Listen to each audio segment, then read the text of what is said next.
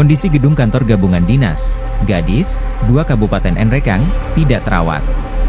Pantauan tribuntimur.com, Senin, 6 Januari 2025, sore, nampak gedung Gadis 2 yang berada di Jalan Jenderal Sudirman nomor 1 itu, banyak sampah berserakan di sekitar kantor. Pada area depan gedung kantor, terdapat taman yang nampak gersang ditumbuhi rumput setinggi kurang lebih 20 cm. Masuk ke dalam gedung yang telah menghabiskan anggaran pendapatan dan belanja daerah, APBD, tahun 2020, senilai 17 miliar rupiah ini, suhu ruangannya panas karena banyak mesin pendingin yang mati. Tidak ada lift di gedung berlantai 3 tersebut, sehingga nampak beberapa pegawai yang ngos-ngosan saat menaiki tangga gedung bernuansa coklat dan ungu tersebut.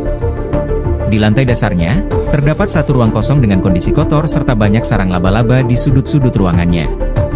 Masuk ke dalam toilet lantai 1, kondisinya kotor dengan satu lampu yang menyala. Nampak juga di dinding gedung kantor Gadis ini, banyak kotoran hewan menempel. Salah satu pegawai yang tidak ingin disebutkan namanya mengatakan jika tidak ada petugas kebersihan di sana. Diketahui, Tribun Timur telah mencoba menghubungi Kepala Bagian, Kabak, Umum Kantor Bupati Nrekang, Umar. Namun hingga saat ini belum ada tanggapan.